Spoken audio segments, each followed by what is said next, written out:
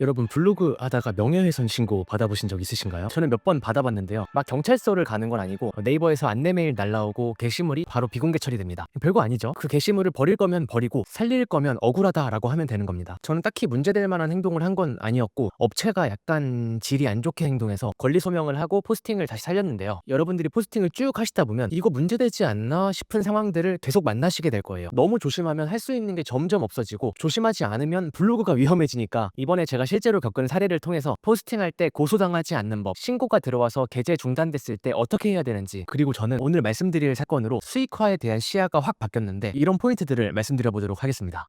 먼저 계좌 중단 처리 메일을 받으면 한 달 안에는 권리 소명을 해야 됩니다. 안 그러면 한 달 뒤에 자동으로 그 글이 삭제가 되거든요. 이런 데이터가 쌓이면 블로그 지수에도 좋지는 않겠죠. 반대로 권리 소명이 통과되면 문제가 없는 글이구나 하고 원상복구가 되긴 합니다. 근데 여기서 열받는 포인트가 하나가 있는데, 권리 소명이 잘 통과가 돼도 다시 노출되기까지는 한 달이나 걸린다는 점인데요. 그냥 순식간에 누락시키는 것처럼 바로 노출시키면 되지 않나? 라는 생각이지만 그게 잘 안 되나 봐요. 이게 문제가 뭐냐면, 스마트 블록을 잡고 있던 글이면 그 사이에 블록이 뒤로 밀려나거나 아예 사라질 수도 있죠. 저는 솔직히 조회수 빠지는 거는 별로 신경을 안 씁니다. 제 사업 관련된 글도 아니었고 돈을 많이 벌던 제휴 마케팅이나 어떤 광고주의 글도 아니었기 때문에 조회수가 하루에 100이 나오든 1000이 나오든 돈이 더 벌리거나 그런 것도 아니었으니까요. 문제는 명예훼손 신고 전에 업체가 저를 굉장히 기분 나쁘게 했다는 겁니다. 저희가 살면서 크든 작든 부당한 대우, 약간 어이없는 상황들을 계속해서 겪게 되잖아요. 블로그를 내가 잘 할 줄 안다면 이런 경우에도 목소리를 낼 수 있어서 굉장히 좋은 것 같아요. 제가 신고당한 사례를 먼저 설명드리고, 이 이슈를 기점으로 블로그의 영향력에 대한 부분들과 콘텐츠를 기획하는 것에 대한 생각들도 180도 달라졌는데 쭉 한번 얘기해 볼게요. 제가 신고당한 포스팅은 2023년 5월에 쓴 글이었는데요. 벌써 2년이 넘은 글이고 조회수는 35,000 이상 나왔습니다. 항공권 예약 플랫폼에 대한 후기였는데, 저는 여행 일정이 한 65일 정도, 그러니까 널널하게 남은 상태에서 항공권을 잘못 예약한 거예요.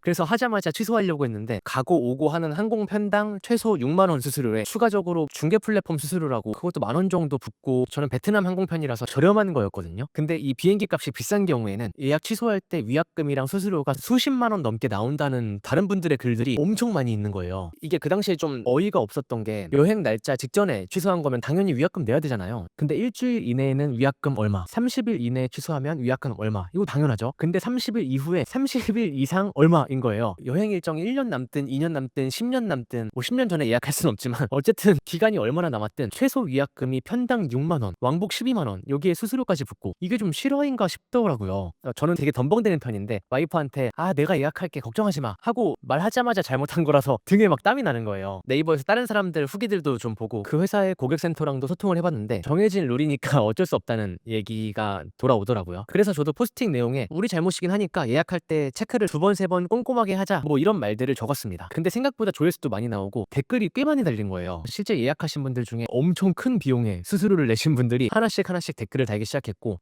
여러분 이게 회사 입장에서 생각해 보시면 한 1년 넘게 그 회사 이름을 네이버에 검색하면 제 글이 제일 위에 나왔거든요. 그리고 그 댓글에 여기 악질이다, 진짜 조심해라, 이런 내용들이 막 주렁주렁 달려있는, 이런 게 절대 좋을 리가 없죠. 타격이 아마 꽤 있었을 거예요. 제 글이 올라간 후부터 여행 블로거 인플루언서들한테 원고료 협업들을 많이 막 해서 포스팅을 올리시던데 제 글이 그래도 안 내려가더라고요. 이 스마트 블록은 100% 노리고 쓸 수는 없어서 회사 입장에서는 좀 운이 많이 없었던 거죠. 그렇게 한 1년 정도 원고료 작업을 계속 하시다가 마케팅 담당하시는 쪽에서 저한테 연락을 주시더라고요. 처음에는 댓글로 고객 응대 부분에서 뭐가 달라졌다라는 내용을 적어주셨는데, 제가 소비자로서 불만이었던 부분은 그대로인 거니까 무시하고 있었거든요. 근데 이메일로 하나 또 보내시더라고요. 그 적힌 내용들은 원고료를 줄 테니까 호의적인 글을 써달라, 이런 내용이었고요. 역시 저는 소비자로서 개선이 안 됐는데 돈을 준다고 막 태세전환하기가 좀 그런 거예요. 많이 줬으면은 생각을 해봤을 텐데 많이 주는 것도 아니고. 그렇게 그 메일도 답장을 안 하고 무시했습니다. 그러고 3달 뒤에 명예훼손 신고가 들어온 거예요. 애초에 그랬으면 좀 기분 나쁠 수 있겠다 싶었는데, 이렇게 들쑤신 다음에 그 앞단의 과정들을 쭉 보다가 명예훼손 신고가 들어오니까 너무 열받는 거예요. 일단 명예훼손이라는 사유는 수수료깡이라는 단어를 썼다는 게 명예를 훼손했다라는 점이었고, 저는 바로 권리 소명을 냈습니다. 내돈내산으로 실제로 이용을 했고 수수료 정책에 대해서 사실 그대로 썼을 뿐이며 수수료깡이라는 표현도 내가 한 게 아니다. 네이버에 검색하면 모든 사람들이 수수료깡이라고 하고 있어서 그런 부분에서 조심을 하자라는 내용인데, 네이버 정책에서 이게 명예훼손인 거면 알겠다, 나는 앞으로 부정적인 얘기는 절대 쓰지 않고 업체 입장에서 좋은 글만 쓰겠다라는 내용으로 권리 소명을 보냈습니다. 이 고소 내용이 적합하든 아니든 일단 고소가 들어오면 글을 내려야 된다고 하더라고요. 그래서 그 부분 양해해달라고 안내가 왔고, 여러분이 포스팅 하시면서 이런 일을 겪지 않으시려면 다른 회사나 다른 제품을 리뷰할 때는 상대방이 불쾌할 수 있는 표현은 최대한 피하셔야겠죠. 야, 여기 수수료깡 진짜 심하네. 이런 말을 직접 하는 게 아니라 저도 이러진 않았어요. 다른 이용자들의 후기를 보니까 이런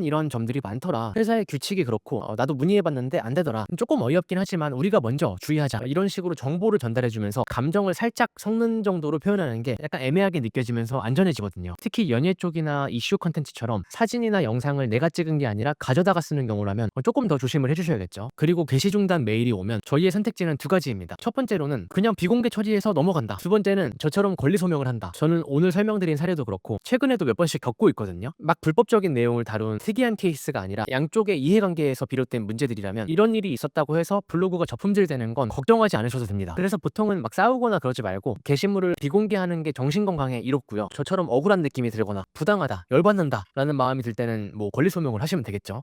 2년 전에 이 경험을 겪으면서 저는 온라인 수익화의 본질을 좀 더 크게 느낀 것 같아요. 내가 쓴 글 하나가 그 회사의 브랜딩 그리고 매출에까지 영향을 줄 수 있구나. 이런 것들이 바로 콘텐츠 크리에이터로서의 힘이구나 라는 거를 한 번 더 세게 느꼈어요. 저는 장사하면서 크리에이터들이 저희 매장을 리뷰할 때 그 사람들이 저희 매장을 어떤 식으로 설명하냐에 따라서 매출이 들쑥날쑥 하는 거를 직접 느끼던 입장에서 좀 더 볼륨감이 큰 경험을 하니까 이게 더 확 와닿았던 거죠. 내 글을 본 사람들이 그 업체를 이용할지 이용하지 않을지 실제로 선택을 바꾸는 정도의 영향력을 갖추면 그때부터 진짜 수익화가 시작된다고 보시면 됩니다. 원고를 제안이 오는 것도 단순히 방문자 수 때문이 아니라 글이 설득력이 있고 구매로 이어지냐 이 부분에 따라서 제안의 빈도가 확 달라지거든요. 물론 그냥 영양가 없는 글들을 양산해서 방문자를 막 올렸을 때도 그저 그런 업체들한테 제안이 오긴 합니다. 협업할 크리에이터를 고르는 담당자랑 또 그걸 올렸을 때 컨펌해주는 윗사람들이 바보가 아니잖아요. 결국에 블로그는 단순히 글을 몇 개 쓰는 게 아니라 우리의 목소리와 영향력이 담기는 플랫폼입니다. 억울한 일을 당했을 때 목소리를 낼 수 있고 좋은 건 또 샤라웃 해줄 수 있죠. 본질이 좋은 제대로 된 콘텐츠를 하나하나씩 쌓아가면 협업이라든지 여러 기회들은 그냥 따라옵니다. 여러분도 방향을 잘 잡으셔서 블로그를 탄탄한 콘텐츠 플랫폼으로 키워나가실 응원드릴게요. 오늘도 영상 끝까지 봐주셔서 감사합니다. 즐거운 하루 보내세요.